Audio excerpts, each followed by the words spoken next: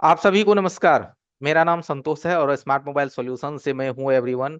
और आज करीब करीब मैं रिपेयरिंग के फील्ड में मान के चलिए 2006-07 से हूं।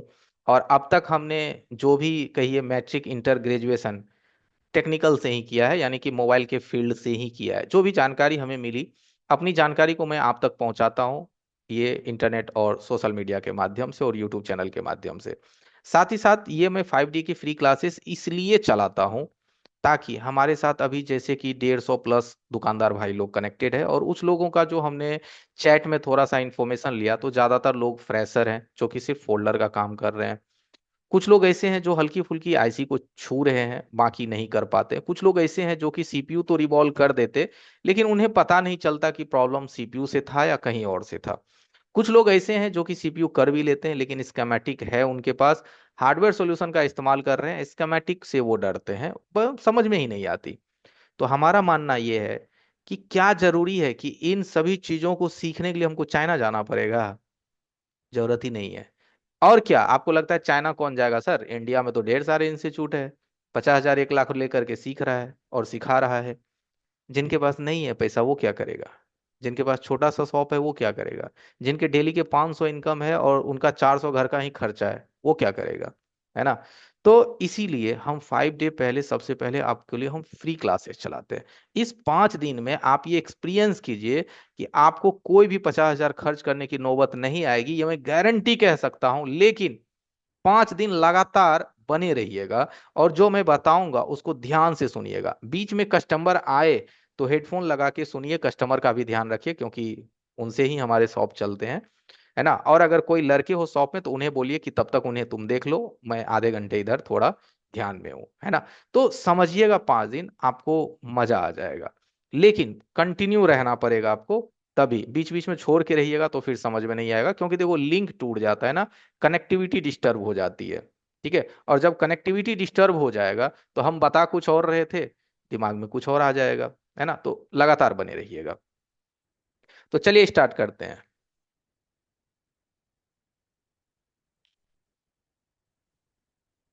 सबसे पहले देखिए एवरीवन, होता क्या है ना कि हम लोग अभी के जमाने में भी एक फोल्डर पे अटके हुए हैं। हमारी स्क्रीन आ रही है सर? जी बिल्कुल। ठीक है। एक फोल्डर में अटके हुए रहते हैं, छोटी सी कोई भी सामान ले लेते हैं और सोचते हैं ना उसी से हमारा रिपेयरिंग जो है वो हमेशा के लिए चल जाएगा। कुछ लोग क्या है, अभी भी अपडेट नहीं हुए हैं, पुरानी सी सिर्फ टच डिस्प्ले, फोल्डर और एसएमडी से अपना काम चला रहे हैं। तो इन सी चीजों से आपको थोड़ा बाहर निकलना पड़ेगा। आपको एक बढ़िया इन्वेस्टमेंट करने के लिए, एक बढ़िया सेटअप बनाने के लिए, सबसे पहले ना आपको एक अच्छा नॉलेज गेन करना पड़ेगा। जब तक ये नॉलेज आप गेन नहीं करेंगे, तब तक आप एक अच्छा सेटअप खरीद भी लेते हैं, माइक्रोस्कोप खरीद भी लेते हैं, तो आप उससे 1 रुपया निकाल नहीं पाइएगा। क्योंकि सर्किट क्या कहता है, इस चीज को समझने के लिए वो सेटअप काफी नहीं है, उसके लिए नॉलेज चाहिए। फोल्डर डिस्प्ले माइक तो आपके मार्केट में हर कोई कर रहा है, जहां देखो जिस दुकानदार के पास जाओगे, अगर वो रिचार्ज भी मारता था ना, आज वो भी फोल्डर बदल देगा, क्योंकि उसको भी पता है कि भैया 50 रुपए का ग्लू लाना है और साइड से चिपका देना है ना? वाइब्रेटर, कैमरा, P2B पत्ता, ऑन ऑफ पत्ता, स्पीकर, सीसी बोर्ड, ये हर कोई बदल रहा है। हम जो आपसे बात करने वाले हैं ना, वो हम इन चीज से ऊपर की बात हम कर रहे हैं।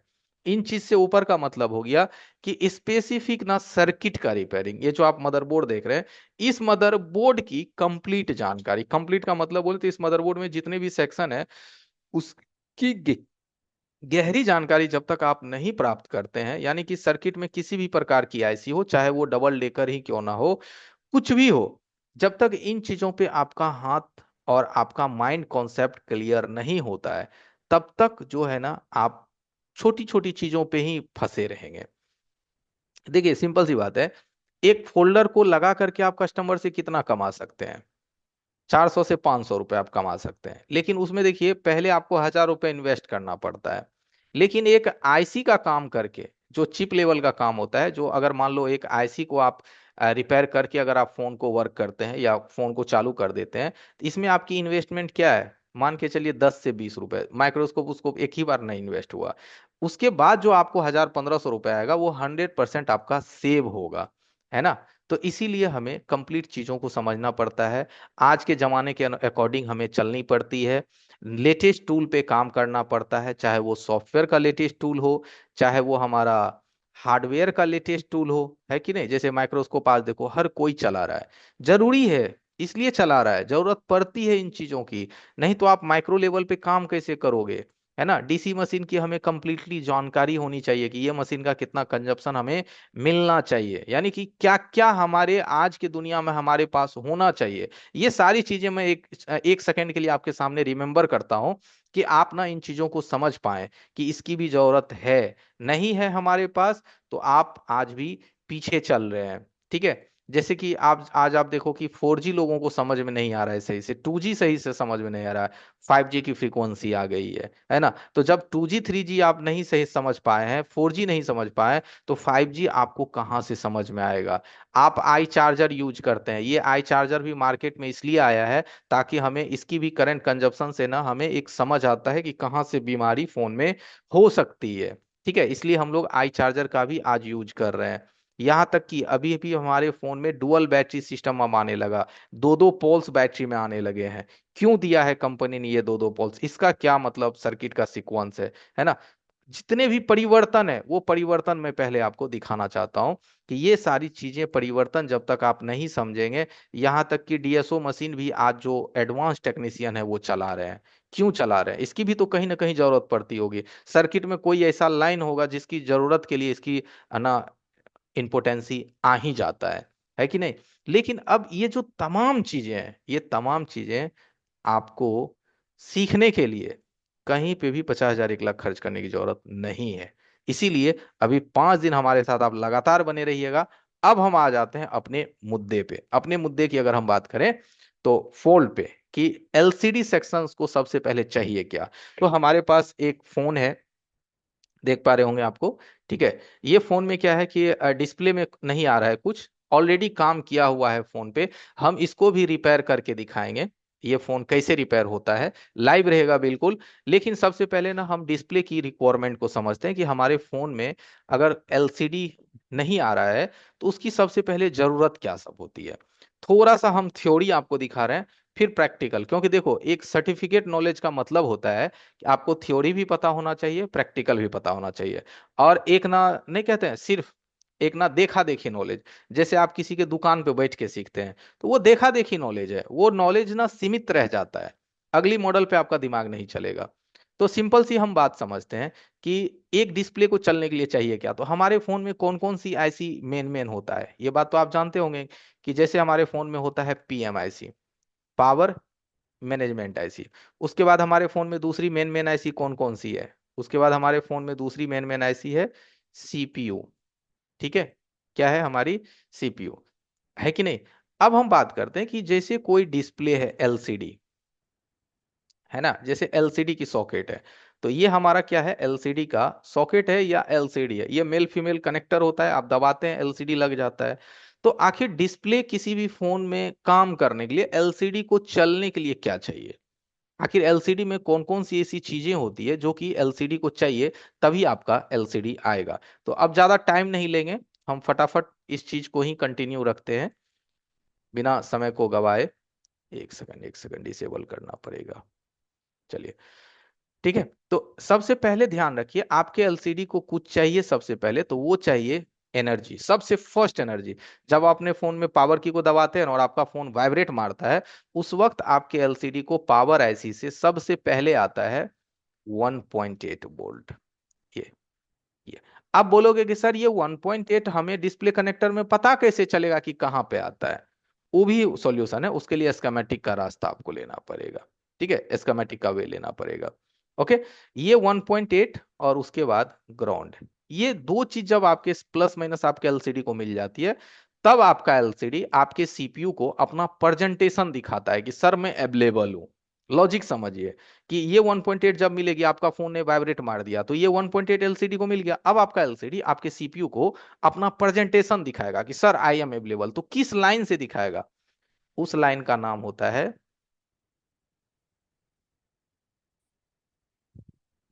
देखिए, इस लाइन को कहते हैं आईडी 0 ID1। हो सकती है हैंडराइटिंग अच्छा ना बने, लेकिन एक कलम कॉपी लेकर के आप लिख लीजिएगा।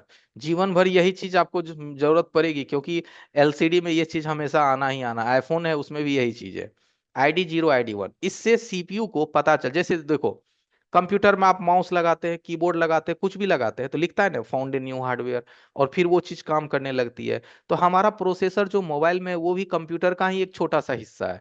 इसमें हम डिस्प्ले लगाए तो ये डिस्प्ले की आईडी को क्या किया, रिकॉग्नाइज किया। जब डिस्प्ले का आईडी सीपीयू को मिला तो सीपीयू समझ गया अच्छा तू डिस्प्ले है, चल ठीक है। तब सीपीयू क्या करता है, आपके डिस्प्ले को अगली लाइन भेजना स्टार्ट करता है। उस लाइन को हम लोग कहते हैं RST, रीसेट। यानी कि रीसेट का मतलब ये हो गया कि सीपीयू ये कहता है कि सबसे पहले तुम्हारे अंदर जो पहले की जो फीलिंग्स है उसको रीसेट करो, खत्म करो, और उसके बाद हम देखते हैं कि तुम्हारे में कोई इफेक्ट होता है कि नहीं। तो उस चीज को कहते हैं TE, टीयरिंग इफेक्ट। ये लाइन भी सीपीयू आपके एलसीडी को भेजती है। तो टोटल कितना हो गया, देखिए ID0 ID1 रीसेट और टीयरिंग इफेक्ट। ये चीजें सीपीयू सबसे पहले आपके डिस्प्ले को देती है फर्स्ट आवर में। तो एक नंबर में 1.8, दो नंबर में ID0, तीन नंबर में रिकॉर्डिंग करने की दोस्त जरूरत नहीं है, आप कमांड मत दीजिए रिकॉर्डिंग का, ऑलरेडी मैं ये रिकॉर्ड कर रहा हूँ। ठीक है, और ये सारी चीजें बोर्ड पे कहाँ मिलेगी वो भी मैं दिखाऊंगा। हमारा बस यही आप लोगों से ना एक आग्रह है कि बाबू अगर लाइफ में सीखना है नॉलेज वो भी फ्री में, तो थोड़ा पेशेंस रखिए पहली बात, और दूसरी बात समझने की कोशिश कीजिए। नहीं तो कहते हैं ना ठोकर खाकर तो अच्छे अच्छे लोग सीख जाते हैं। तो जब कहीं 50,000 1 लाख रुपया कमाइएगा ना, अपने आप समझ में आ जाएगा, चीज तो यही मिलेगा। ऐसा कोई इंस्टीट्यूट होगा जहां पे जाओगे तो वो बोलेगा अरे डिस्प्ले को वोल्टेज वोल्टेज से कोई मतलब नहीं है, तुमने मेरे को बहुत फीस दिया है तो चलो इसके बगैर ही तुमको समझाते हैं, वोल्टेज के बगैर ही डिस्प्ले चलेगी। जो जेन्युइन है वो तो मिलना ही मिलना है, चाहे आप वो फ्री में नॉलेज पाओ कि कहीं पे भरपूर पैसे दे करके पाओ। इसीलिए एवरीवन थोड़ा पेशेंस रखिए, समझने का कोशिश कीजिए, और हो सके तो कलम कॉपी लीजिए और लिखिए।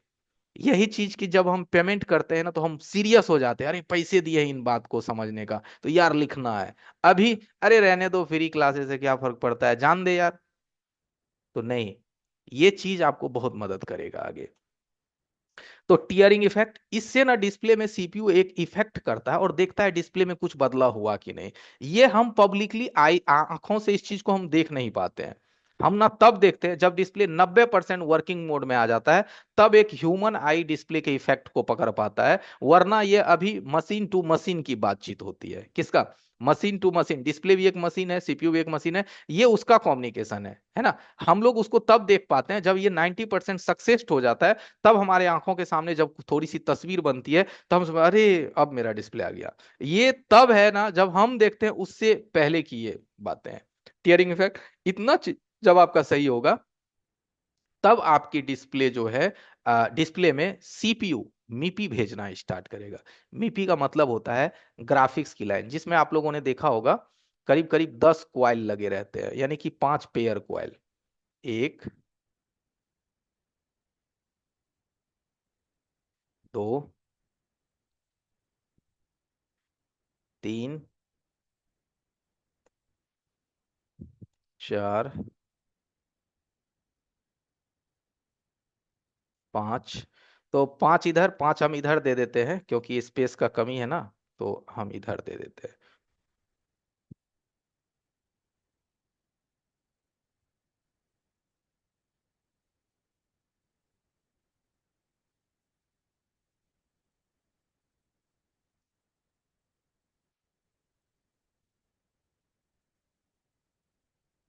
देखिए ये जो टोटल आप देख रहे हैं ना, इस टोटल को कहते हैं मीपी। क्या कहते हैं, MIPI। ये ग्रीन से हमने उस लाइन पे लिख दिया है, ये टोटल मीपी का लाइन है। ये जो आप देख रहे हो ना, ये टोटल आपका क्या है, MIPI, जिसको हम लोग ग्राफिक्स की लाइन कहते हैं। ये ग्रीन हमने उस पे दे दिया। ये सारे लाइन आपके सीपीयू से आते हैं। ये सारा लाइन क्या होता है, सीपीयू से आपके डिस्प्ले में आता है, जिसमें आपका 8 डाटा और 2 क्लॉक होता है। ठीक है, तो ये टोटल 10 लाइन होता है। जब ये सारी लाइन आपके डिस्प्ले पे पहुंच जाती है, तब आपके डिस्प्ले में ग्राफिक्स बनना स्टार्ट होता है, लेकिन अभी भी आपको ग्राफिक्स दिखेगा नहीं। क्योंकि इस ग्राफिक्स को दिखने के लिए आपके फोन में अलग से एक ग्राफिक आईसी लगाया जाता है। क्या लगाया जाता है? ग्राफिक्स आईसी, जिसको कि LUB आईसी बोला जाता है। LUB 744D, 744D आईसी एक लगाई जाती है।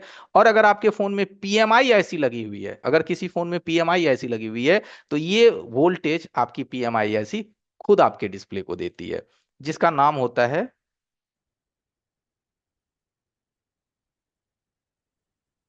आप लोग समझ भी गए होंगे, इस चीज को कहते हैं VSP और VSN, है ना।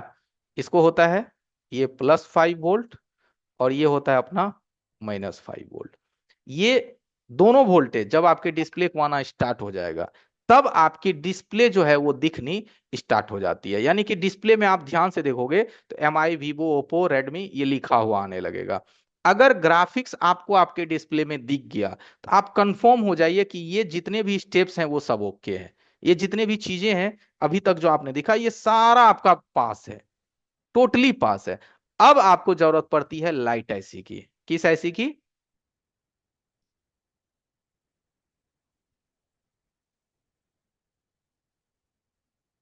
अब जरूरत पड़ेगी लाइट आईसी। अब लाइट आईसी आपके डिस्प्ले को कौन सा वोल्टेज प्रोवाइड करेगा? 3 लाइन। कितने लाइन? 3।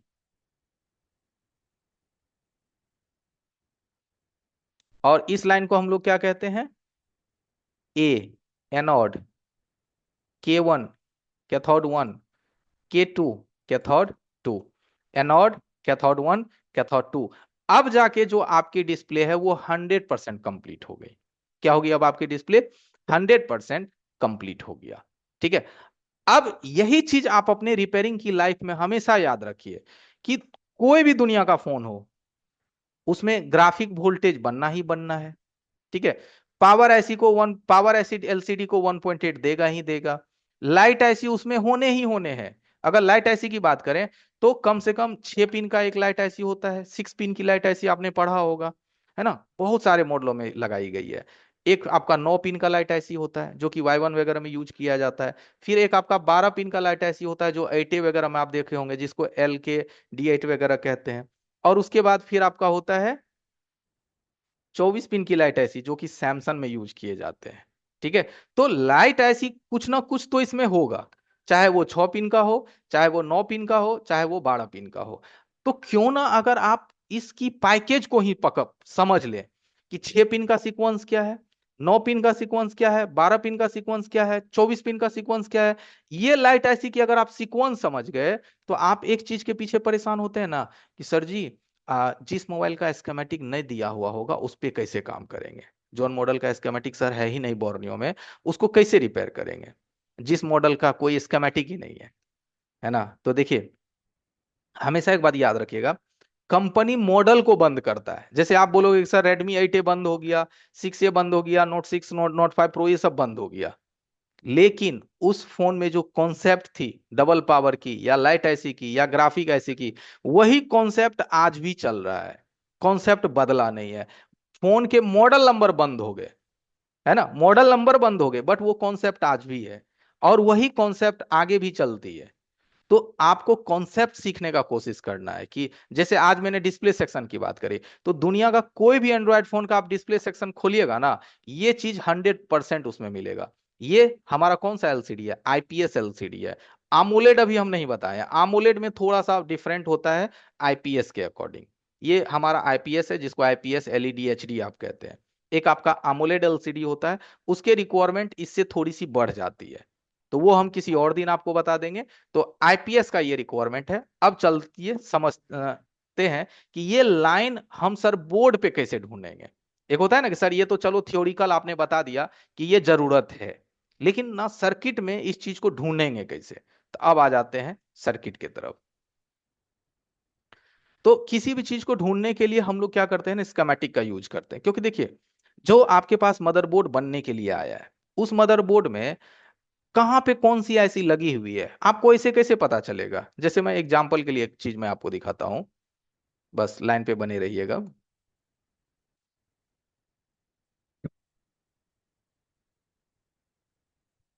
एवरीवन, आप लोगों से निवेदन है कि चैट, हैंड राइज में पॉपअप देने की वो सब की भी कोई जरूरत नहीं है, मत दीजिए, है ना। मैं जो टॉपिक पे हूँ उस पे हमें रहने दीजिए, और समझाने की कोशिश करता हूं तो आप भी समझने की कोशिश कीजिए।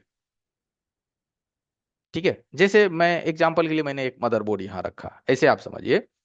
अब इस मदरबोर्ड को ऐसे मुझे बाहर से देख करके कैसे पता चलेगा कि इसमें लाइट ऐसी किधर है, ग्राफिक ऐसी किधर है, ऑडियो ऐसी किधर है, 1.8 किधर है, ऐसे देखने से थोड़ी ना पता चलेगा।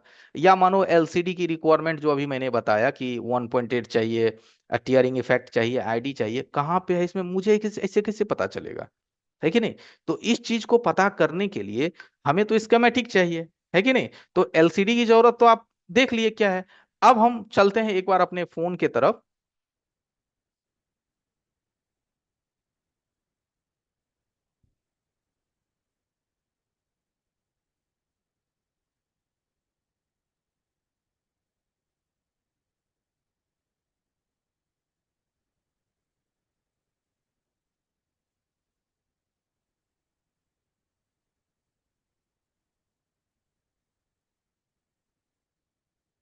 चलिए, स्क्रीन आ रही है लखन सर? जी बिल्कुल सर। बिल्कुल आ रही है, बढ़िया।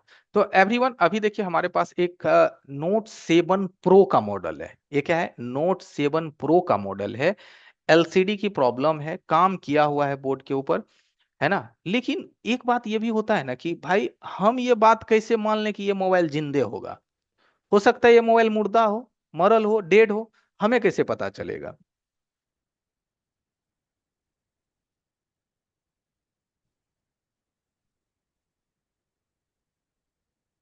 ठीक है, मोबाइल डेड हो या कुछ हो तो हमें पता कैसे चलेगा? तो एक बार हम अपना कैमरा चेंज करते हैं, ठीक है, और आपको लेके चलते हैं हम अपनी आई चार्जर के तरफ।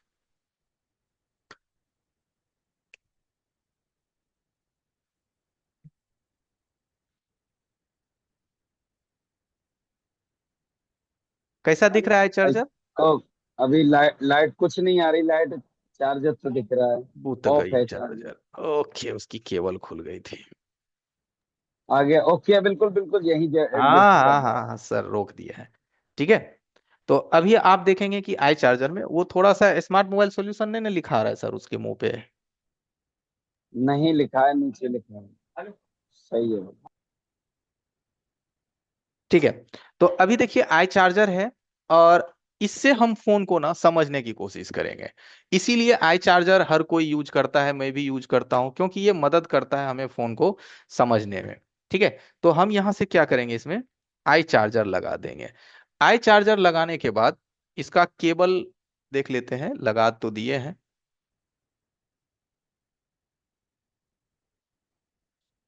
खुलल फोन में यही सब होता है, चलिए उठाया। ठीक है, यहां से देखिए कितना एम्पियर उठाया है सर आई चार्जर। 1.6। ठीक है, तभी वन तो पॉइंट जीरो हो सिक्स गया। एम्पियर उठाया। हाँ। देखिए, 0.6। देखिए वन उठा लिया पॉइंट 1.1। वन देखिए मतलब तो इसका आई मतलब चार्जर ये ऑन है सेट हमारा। सेट हमारा ऑन है, लेकिन डिस्प्ले में हमें कुछ लुक नहीं रहा है। लुकने का मतलब है ना, कुछ दिखाई भाई हमें नहीं दे रहा है, डिस्प्ले में हमें कुछ दिख नहीं रहा है। तो एक बात से तो हमें ये कंफर्मेशन मिला कि भाई चलो मेरा मोबाइल ऑन है, लेकिन डिस्प्ले में कुछ आ नहीं रहा है। तो अब हम सबसे पहले हम कैसे जानेंगे कि इसका लाइट सेक्शन है कहाँ पे, है कि नहीं। तो इस चीज के लिए ही हम लोग थोड़ा सा स्कीमेटिक का मदद लेते हैं, कि हमें ना ये आइडिया मिल सके कि हमारी जो सेक्शन है वो है कहाँ पे। ओके, तो चलिए यहां से आ जाते हैं।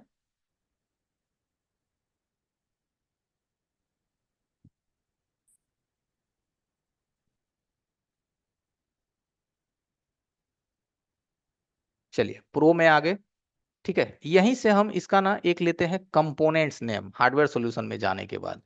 कंपोनेंट्स नेम से हमें क्या होता है ना कि हमें मदरबोर्ड का पूरा स्ट्रक्चर पता चल जाता है कि कहाँ पे क्या लगी हुई है। जैसे देखिए, यहाँ पे कौन सी ऐसी लगी हुई है, 6150L, और दूसरी ऐसी इसमें क्या लगी हुई है 6150। यानी कि मतलब हो गया ये ऐसी हमारी डुअल पावर सिस्टम है।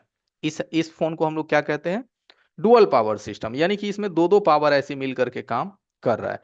अब आपका इसमें आप देखो कि लाइट ऐसी कहाँ पे है लगा हुआ, ऐसे तो नहीं पता चल रहा है। तो एक ना मैं आपको टेक्निकली वर्ड समझाता हूँ। ठीक है, टेक्निकल का मतलब होता है कि जिस भी फोन के पावर ऐसी में एल लिखा हो ना, 6150 एल, 7150 एल, तो 90% उसी में आपकी लाइट आईसी बनी होती है। लाइट आईसी इसी के अंदर क्या होता है, इनबिल्ड होता है। जैसे ये आईसी देखते हैं ना, तो इसके अंदर ही आपका लाइट आईसी इनबिल्ड होता है कि नहीं। आप इस तरह से भी जान सकते हैं। अभी हम बहुत ज्यादा आपको मतलब पेचीदा नहीं करेंगे, एकदम साफ शब्द में समझाने की कोशिश करते हैं। या नहीं तो दूसरा आप ले सकते हैं, हार्डवेयर सॉल्यूशन में क्या देता है ना, एलसीडी। एलसीडी का एक पीडीएफ दिया है और एक एलसीडी लाइट का पीडीएफ दिया है। ठीक है, तो आप इसको दो तीन तरीके से डायग्नोस कर सकते हैं, दो तीन तरीका। एक डायग्नोस में क्या होता है ना कि आप यहां से कनेक्टर वैल्यू ले सकते हैं। क्या ले सकते हैं यहां से आप, कनेक्टर वैल्यू। जैसे कि इसके कनेक्टर वैल्यू से हमें ये फायदा चलेगा, ये पता भी होगा आप लोगों को, कि जैसे ये मेरा एलसीडी कनेक्टर है, अब यहां से हमें इसकी पूरी जानकारी मिल जाएगी कि एलसीडी कनेक्टर में मेरा कौन सा पॉइंट पे हमें जीआर मिलना चाहिए, किस पे जीआर हमें नहीं मिलना चाहिए। ठीक है, जैसे कि ये मेरा एलसीडी का है, तो यहां से देखिए ये एलसीडी का मेरा एनोड लाइन है ना, ये वाली। देखिए यहां से ये मेरा एनोड लाइन है, कलर में रेड ले लेता हूं, देखो ये मेरा एनोड लाइन है। ये जो मेरा लाइन है, ये लाइन हमारी ओएल है। यहाँ पे देखो ये लाइन क्या है हमारी, सेकंड, ये ओएल हो गई। थर्ड लाइन पे आप आओगे तो ये लाइन क्या हो गया हमारा, थर्ड लाइन हमारा कैथोड हो गया। फोर्थ लाइन हमारा कैथोड 1 हो गया। फिर इसके बाद फिफ्थ लाइन पे आओगे तो ये ग्राउंड हो गया। तो इससे तो हमें एक आइडिया मिल गया ना कि भाई यहाँ सब पे मुझे जी आर मिलना चाहिए। मल्टीमीटर से जब हम चेक करेंगे तो इन सभी चीजों पे मुझे जी आर मिलनी चाहिए। ये ट्रेसिंग का एक सबसे आपको बेस्ट पार्ट है ना, कि अगर आप इसके माध्यम से आप इनमें से मानो कि 40 पिन की डिस्प्ले है, तो कौन सी लाइन कटी होगी, कौन सी लाइन ओपन होगी, इससे आपको आइडिया मिल जाएगा। तो अभी तो डिस्प्ले मेरा नहीं आया, तो हम इसकी भी मदद ले सकते हैं। तो पहले हम डेटा समझा देते हैं कि कौन कौन सी डेटा आपको ना बहुत मदद करेगी। दूसरा आप आइएगा फिर से एक अगली डेटा को देखने के लिए। तो अब आप यहां से एक ले सकते हैं एलसीडी। ठीक है, ये एलसीडी का पीडीएफ। ये पीडीएफ आपको ये बता देगा कि कहां से कौन सी हमारी जो कनेक्शन है वो आ रही है। क्योंकि देखो अभी हम स्केमेटिक में आपको लेके नहीं जा रहे हैं, क्योंकि अगर अभी हम स्केमेटिक में आपको लेके चलेंगे तो स्केमेटिक थोड़ा सा ना हल्का सा पेचीदा चीज है, थोड़ा सा आपको थोड़ा सा ना भारी फील होगा कि अरे सर नहीं समझ में आ रहा है स्केमेटिक। तो जब स्केमेटिक से पहले ही हमारा सॉल्यूशन का वे है, तो पहले हम वे आपको समझा दे रहे हैं, ये आसान वे। फिर आसान के बाद जो सबसे लास्ट वे होता है वो भी हम आपको समझा देंगे। तो जो काम हमारा आसानी से हो जाए तो उसको भारी करने की क्या जरूरत है। तो ये वही चीज है जिसमें अभी हम आपको क्या बताए थे, कि हमारे एलसीडी को चलने के लिए सबसे पहले 1.8 चाहिए। क्या चाहिए एलसीडी चलने के लिए, सबसे 1 सबसे पहले 1.8। तो ये देखो ये पावर ऐसी है ना, यही पावर ऐसी था हमारा 6150। कौन सा ऐसी था, 6150। ठीक है, ये पावर ऐसी, ये पावर ऐसी ने देखो 1.8 की सप्लाई, 1.8 की सप्लाई L13, ये L13 का एक लाइन होता है, इससे 1.8 आपके डिस्प्ले को दे दिया। यहाँ देखिए जो जो चीज अभी हम आपको थ्योरिकल बताए थे वो सारी चीजें यहाँ पे है। 1.8 ये दे दिया L13 से। अब आपके डिस्प्ले को क्या चाहिए, डिस्प्ले को चाहिए ID0 ID1। देख लो सेम चीज, देखो ID0 ID1 है कि नहीं, एकदम ध्यान से देखो, नहीं तो पीला कलर कर देते हैं। पीला कलर चमक रहा है सर, दिख रहा है अच्छे से। देखो ID0 यस यस। ID1, देखो ये दोनों चीज हो गई। उसके बाद क्या चाहिए, एलसीडी का रीसेट लाइन, ये भी दिया गया है। एलसीडी का टीयरिंग लाइन, ये भी दिया गया है। और ये सभी लाइन आपके सीपीयू में जाती है ना। जो चीज हमें कोई बुक बताएगा, उस चीज को हम पहले अपने दिमाग में क्यों ना हटा ले, ताकि बुक्स में अगर कोई गलती भी तो हम उसको पकड़ सके। ठीक है, तो ये जो हार्डवेयर सॉल्यूशन होता है ना, ये कोई थर्ड पार्टी ही इसको डिजाइन करता है। कोई बहुत बड़ा इंजीनियर इसको कोई डिजाइन नहीं करता है, जो आप ये सपनों में रहोगे कि अरे यार इसमें तो कतई गलती हो ही नहीं सकती। भैया खूब गलती इसमें निकलता है। कोई दिन पकड़ के दिखाएंगे तो आपको मजा आ जाएगा, लेकिन अभी नहीं पकड़ेंगे। अभी आपको पहले, आप पहले पकड़ने के लायक बन जाओ। हार्डवेयर सॉल्यूशन में भी गलती होता है, बिटमैप में भी गलती होता है। एक ही ऐसा डेटा है जिसमें कभी कोई मिस्टेक आपको नहीं मिलेगा, वो होता है स्कीमेटिक। ठीक है, लेकिन स्कीमेटिक अच्छी बात है कि लोगों को समझ में नहीं आती, है कि नहीं। आपके लिए तो अच्छी बात है ना कि आपको समझ में नहीं आ रहा है, ये बहुत कमजोर है हमारे लिए कि हमको समझ में नहीं आती। आना चाहिए आपको, वो भी आप कर लेंगे, बिल्कुल कर लेंगे।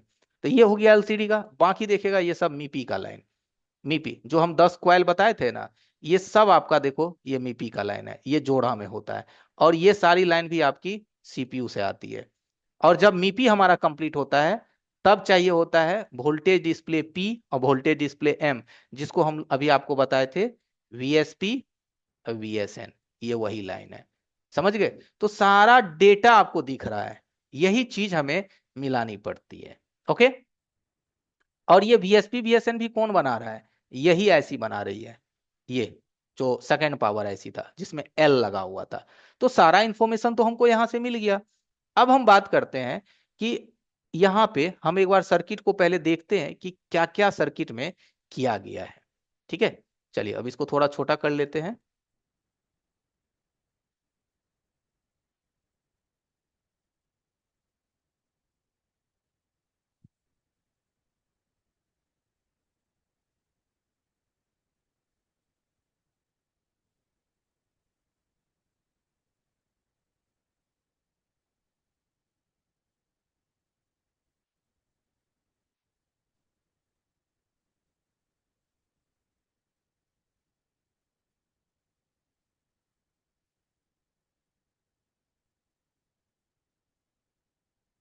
तो सबसे पहले देखिए, आपको इस बात का ध्यान रखना है कि अगर कहीं पे भी काम हुआ है, जैसे यहाँ पे देखिए, देखने से तो पता चल ही रहा होगा कि सर्किट पे ऑलरेडी काम हुआ है। और यहाँ सीपीयू का भी देखिए सील विल उखड़ा हुआ है, देख रहे हैं? सीपीयू पे भी हल्की फुल्की हीट लगी हुई है, दिखाई दे रहा होगा, सीपीयू पे भी हीट आपका लगा हुआ है। ठीक है, इधर भी काम आपका किया हुआ है, देख रहे हैं? इधर प्रिंट प्रिंट भी हमारा उखड़ा हुआ है। तो एक बात तो कंफर्म है कि ऑलरेडी इस पे काम हुआ है।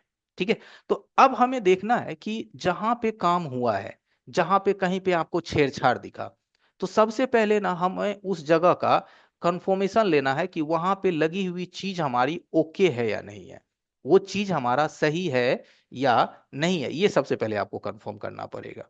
ठीक है, तो जैसे यहाँ पे ये ऑलरेडी काम किया हुआ है, तो अगर हम मदरबोर्ड के छेड़छाड़ होने की दृष्टिकोण से अगर हम देखें, तो सबसे पहले जहां पे छेड़छाड़ किया गया है, पहले वो चीज ठीक है या नहीं, ये भी आप पहले कंफर्म कीजिए।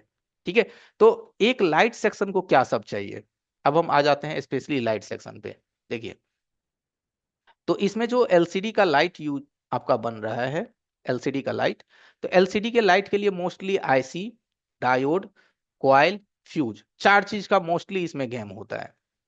यहां से आप आ जाइए, तो यहां से आपको दिख जाएगा कि आपके लाइट को जलने के लिए, एलसीडी के लाइट को जलने के लिए चार चीजों का ना मोस्टली गेम होता है। सबसे पहले अगर हम बात करें लाइट में, तो आईसी तो यहाँ लगी हुई है, एक हमारा आईसी हो गया, दूसरा हमारा कॉइल हो गया, तीसरा हमारा डायोड हो गया, चौथा हमारा फ्यूज हो गया। ये चार चीज का मोस्टली गेम होता है। ठीक है, तो हम सबसे पहले यहाँ जो काम किया हुआ है, जैसे आईसी पे हल्की सी हीटिंग करी हुई है, यहाँ पे हम देख रहे हैं कि आईसी पे हल्का सा हीट किया हुआ है, लेकिन आईसी को अभी नहीं छुएंगे क्योंकि फोन हमारा 1 एम्पियर 1.5 एम्पियर ले रहा है, इसका मतलब है कि फोन हमारा बूट कर रहा है। ठीक है, तो सबसे पहले लाइट सेक्शन में हमें ध्यान देना चाहिए डायोड पे, कॉइल पे, ये दो चीज पे सबसे पहले आप टारगेट कीजिए कि ये दो चीज आपका सही है या नहीं है। ठीक है, क्योंकि अक्सर जब लाइट में प्रॉब्लम आता है ना, या डिस्प्ले नहीं आती है, तो लोग सबसे पहले लाइट ऐसी को छेड़छाड़ करते हैं। ओके, तो हम कंफर्म करेंगे ये ठीक है कि नहीं। तो चलिए सबसे पहले ले लेते हैं मल्टीमीटर।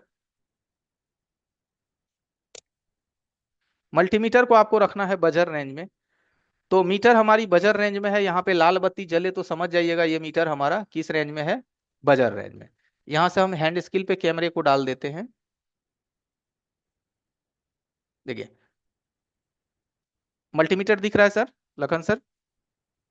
जी बिल्कुल दिख रहा है। तो देखिए यहां तक तो हमारा नहीं पहुंचेगा ये मीटर, तो इसमें आप सुई वगैरह सटा सकते हैं ताकि आपको चेकिंग करने में आसानी हो।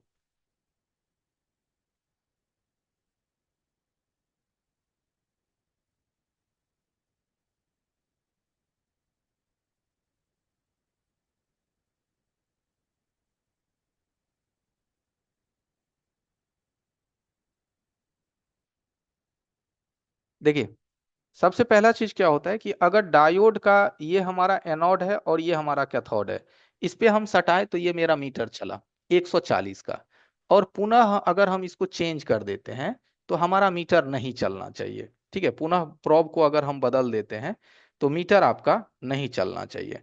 तो आप कंफर्म कीजिए कि मीटर चल रहा है कि नहीं चल रहा है।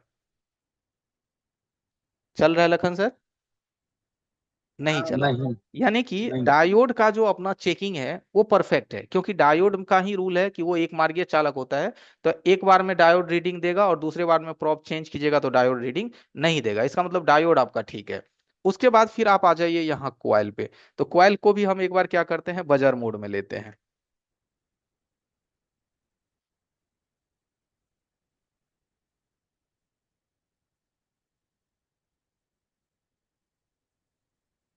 नेट तो परफेक्ट चल रहा है। चलिए स्क्रीन आ रही है, बाकी ठीक है सब। हाँ बिल्कुल ठीक है। ओके। तो यहां से हम अगर कॉइल की चेकिंग करते हैं तो कॉइल में भी हमें क्या होता है कि बीप मिलता है। देखिए क्या मिल रहा है, कॉइल में बीप मिल रहा है। तो इसका मतलब यह है कि कॉइल हमारा कटा हुआ नहीं है। लेकिन मजे की बात यह है ना कि कॉइल की चेकिंग कभी भी बीप में परफेक्ट नहीं होता है, क्योंकि कॉइल का जो मान होता है वो किस चीज में होता है, यूएच, माइक्रो हेनरी। किस में होता है, माइक्रो हेनरी में कॉइल की रियल चेकिंग। ठीक है, ये होता है माइक्रो हेनरी में। तो यहाँ पे जो कॉइल लगी होती है लाइट सेक्शन में, मोस्टली कितना होता है लाइट सेक्शन का कॉइल। ठीक है। अगर आप यहाँ पे देखेंगे हार्डवेयर सॉल्यूशन में तो ये नहीं बताएगा कि यहाँ कॉइल का मान कितना है। इसके लिए आपको स्कीमेटिक देखनी पड़ती है। देखिए स्कीमेटिक बहुत यूजफुल चीज है, समझ जाइएगा तो बहुत मजा आएगा स्कीमेटिक यूज करने में। थोड़ा हम यहाँ से भी यूज करके आपको दिखाते हैं कि कॉइल की कंफर्मेशन तब होगी जब वो हमें 10 हेनरी में मिलेगा। दो तरह के कॉइल लगते हैं फोन में, एक 10 हेनरी, एक 4.7 हेनरी। ये हमारा डुअल पावर वाली सिस्टम है तो इसमें 4.7 हेनरी हो सकती है, ज्यादातर चांसेस है, क्योंकि note 5 pro, note 6 pro in सब में 4.7 हेनरी का कॉइल यूज होता है। तो यहां से हम आ जाएंगे, अपने कॉइल का लोकेशन लेंगे। यही कॉइल है L901। कॉपी करिए, डायग्राम में आइए, पेस्ट करिए, नेक्स्ट करिए। तो यहां आप आकर के देखेंगे तो आपका कॉइल का मान कितना है, देखिए यही आपका 4.7 हेनरी। ठीक है। और यही यहां से डायोड से लग करके आपका एक फ्यूज लग करके ये कौन सी लाइन को क्रिएट कर देता है, वीरेग एलईडी एनोड का लाइन। यही आपका पॉजिटिव लाइन को क्रिएट करता है। तो यहां हम 4.7 हेनरी के लिए कॉइल को कंफर्म करेंगे कि हमारा कॉइल 4.7 हेनरी का है भी या नहीं। तो इस चीज को कंफर्म करने के लिए हम लोग जो मल्टीमीटर यूज करते हैं वो ये मीटर नहीं यूज करते हैं, इसको हम फिलहाल के लिए साइड कर देते हैं। और इसके लिए यूज करते हैं हम लोग एलसीआर मीटर।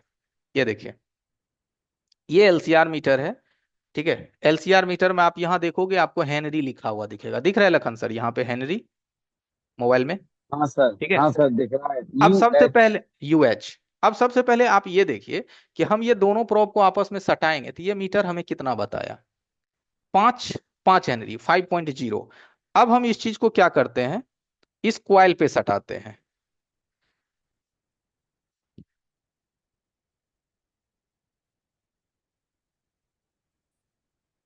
कितना मिला, 5.6।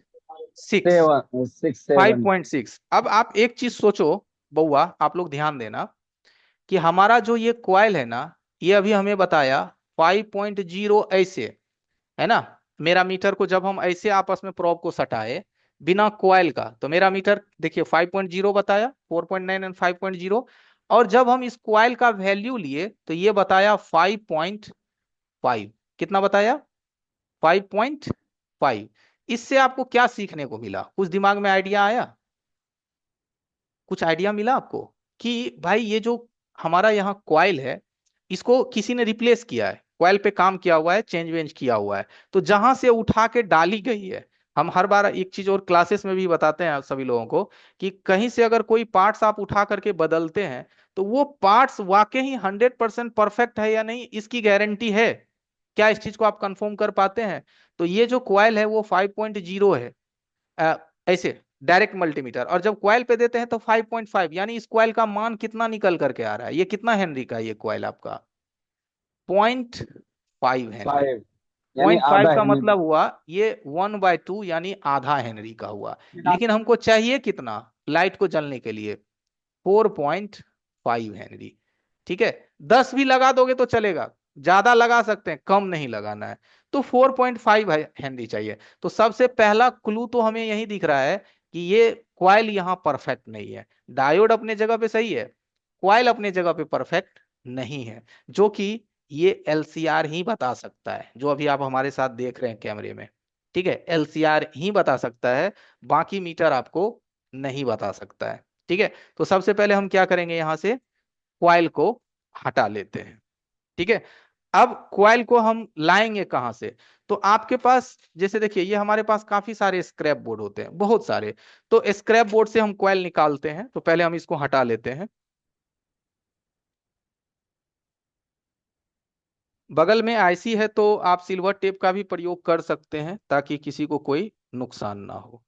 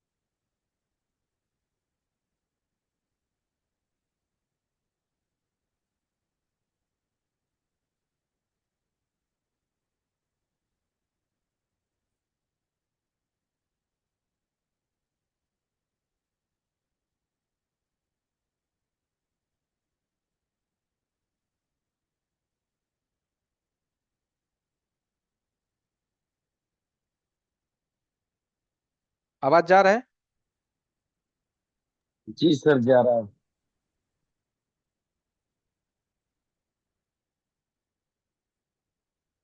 ठीक है, ये देखिए, अब इसको हम बाहर निकाल लिए हैं।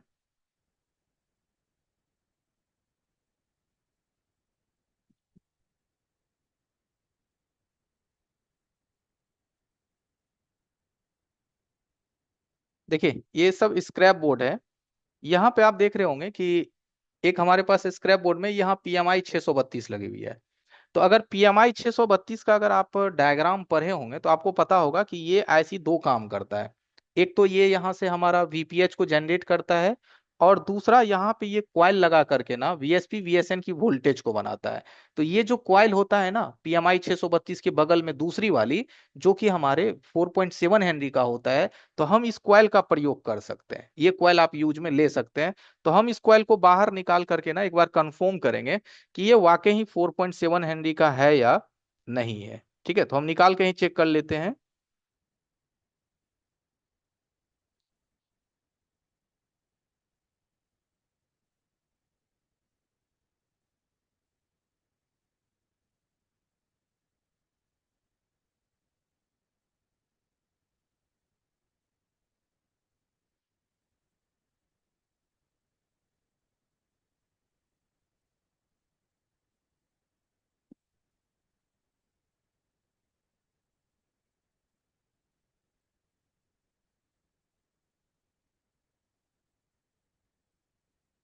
स्क्रीन आ रहा है लखन सर? जी सर, आ रहा है। देखिए, यहां से हम फिर आ जाएंगे एलसीआर पे। एलसीआर को यहां से हम ऑन करेंगे। फिर से हम एलसीआर का पहले खुद का रीडिंग लेंगे कि एलसीआर पहले खुद में कितना बताता है। एलसीआर की खुद की कंजप्शन कितनी है, रीडिंग, चलिए 4.5 के आसपास है, 4.4। अब हम इस पे लगाते हैं, कितना है लगन सर? 10। 9.9। तो 9.9। 4.5 को डबल करेंगे तो कितना होगा? 9। 9। तो 4.4 यानी कि करीब करीब 4.5 तो हमारा मीटर ऑलरेडी बता रहा था, और मीटर इसलिए बताता है ना क्योंकि इसमें लंबा वाला प्रोब होता है। तो 4.5 जी हमारा सर। मीटर बताया, और 4 करीब करीब 4.5 हमारा क्वाइल का है। तो कुल मिलाकर के कितने हेनरी हो गए? 9। तो क्वाइल का मान कितना निकला? 4.5 हेनरी, यानी कॉइल हमारा 4.5 हेनरी के आसपास है, कोई दिक्कत नहीं है, हम इसको यूज कर सकते हैं।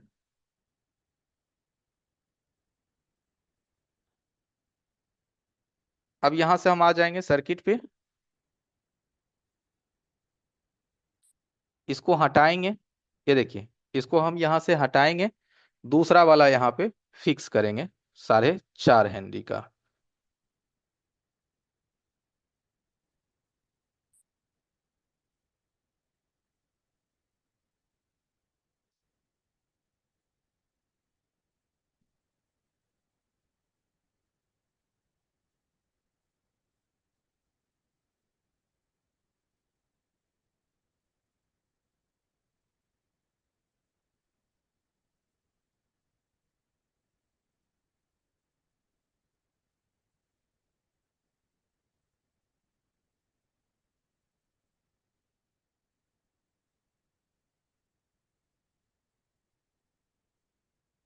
कॉइल तो लग गया है।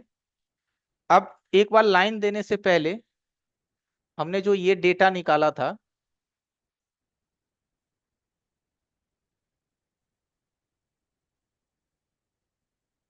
कनेक्टर वैल्यू, तो लाइट का हमारा ये एनोड लाइन होता है, कितना लाइन होता है हमारा, वीरेग एलईडी एनोड 524, बाकी ओएल ओएल ओएल।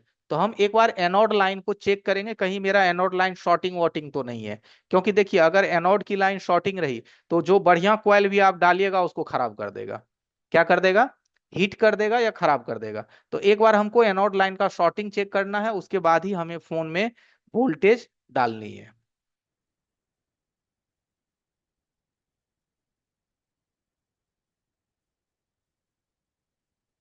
और थोड़ा ठंडा होने देंगे।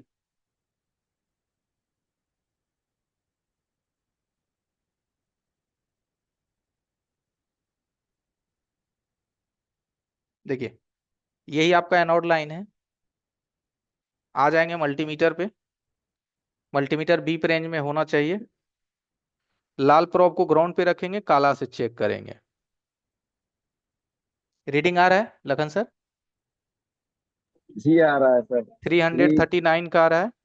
ये लाइन हमारा ओएल था, ये लाइन हमारी कैथोड है, ये लाइन भी हमारी कैथोड है। ठीक है। अब एक बार हम डिस्प्ले कनेक्टर का पूरा आई स्कैनिंग कर लेंगे कि कोई लाइन हमारा उखड़ा पुखड़ा हुआ तो नहीं है, कहीं से कोई लाइन हमारी डैमेज तो नहीं है। इसमें थोड़ा सा हमें कचरा वचरा भी दिख रहा है बीच में, इन सब चीज को भी आप एक बार ना लाइन देने से पहले कंफर्म कर लीजिए।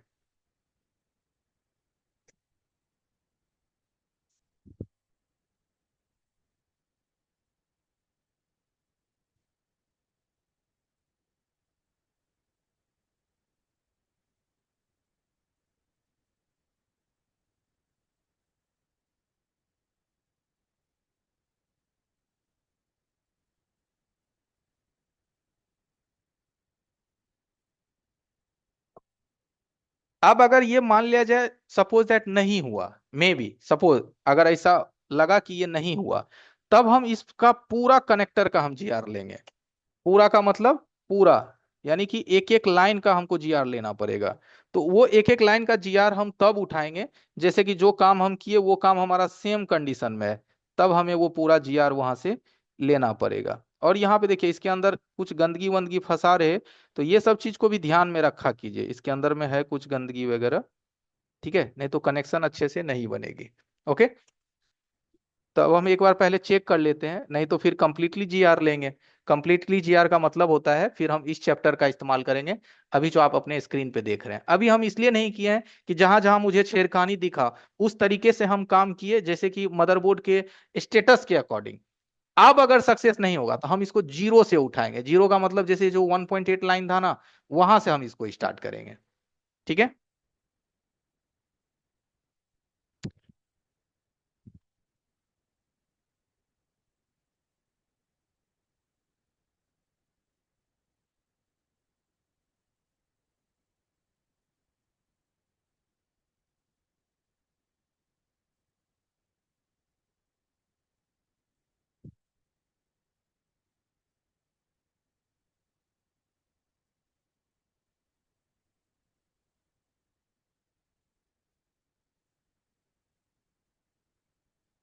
आई चार्जर हम आपको दिखाते हैं ताकि आई चार्जर से आपको करंट का पता चले।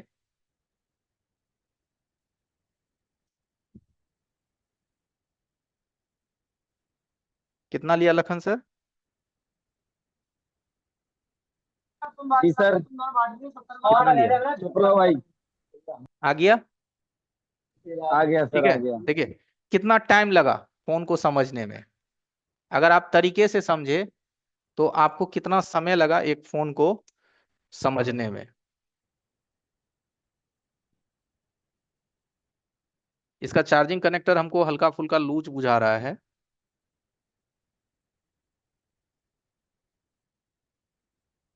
लीजिए, चार्जिंग कनेक्टर थोड़ा लूज है।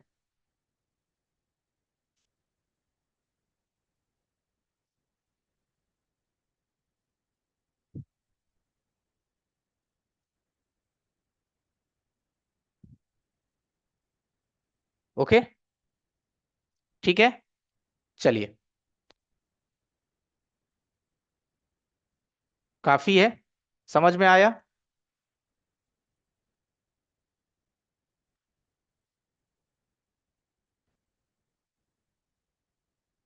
चलिए अब हम चैट को इनेबल करते हैं। और कितना परसेंट आपको समझ में आया आज का क्लासेस, जरा एक बार चैट में आप मेंशन कीजिएगा। आज की क्लासेस आपको कितना परसेंट समझ में आया? आज आप कितना समझ पाए क्लासेस को?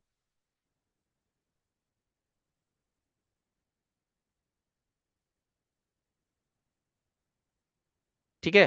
जो भी काम हम किए हैं, जो चीज हम आपको बताने की आज कोशिश की आज के चैप्टर में, वो क्लियर, यानी कि थ्योरी क्या कहता है, प्रैक्टिकल क्या कहता है, थ्योरी में क्या क्या जरूरी है और प्रैक्टिकल में क्या क्या जरूरी है, ये दोनों की कॉम्बिनेशन हम समझाने की आपको कोशिश की है।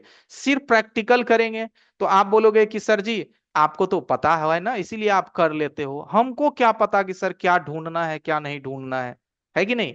हमें कैसे पता चलेगा कि डिस्प्ले के लिए क्या क्या इंपोर्टेंसी है ना?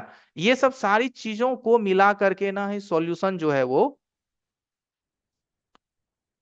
ठीक है, सॉल्यूशन जो है हमारा क्लियर होता है। ओके। तो इन सभी चीजों को ना, जब आप शुरू से अंतिम, जैसे कहते हैं ना कि थ्योरी भी जरूरी है तभी प्रैक्टिकल आप कर पाएंगे, और अगर थ्योरी नहीं समझ में आ रहा है तो प्रैक्टिकल आपको समझ में नहीं आएगा। तो दोनों की कॉम्बिनेशन जरूरी है। ठीक है। एक और वीडियो सर टूल के नंबर, ऊपर। सर एक बारी नंबर लोगों को बोल दीजिए, जितने भी लोग यहाँ पे हैं ना, अपना अपना नंबर चैट बॉक्स में डाल दें, सो डाल दैट दीजिए। हम आपको कांटेक्ट कर पाएंगे और ये वीडियो भी दे पाएंगे और आपको आगे भी हमारी तरफ से जानकारी मिलती रहेगी, ठीक है? तो जितने भी लोग हैं सारे लोग अपना अपना नंबर डालेंगे। फटाफट आप लोग चैट बॉक्स में अपना अपना नंबर मेंशन कर लीजिए। जो लोग वीडियो चाहिए इस चीज की, आज की क्लासेस की, हम वीडियो आप तक फॉरवर्ड करेंगे, अपना अपना नंबर मेंशन कर दीजिए। ठीक है एवरीवन, मीटिंग को एंड करते हैं। नेक्स्ट क्लासेस भी है हमारा, कल हमारी आपकी मुलाकात फिर होगी। शाम में 6:50 पे आपको लिंक मिलेगा, 7 बजे से हम फिर से लाइव हो जाएंगे। ठीक है, और कल हमारा दूसरा सेक्शन रहेगा। आज के लिए बस इतना ही। Have a nice day, good day, take care, bye bye, और अपना ध्यान रखिए। Good night.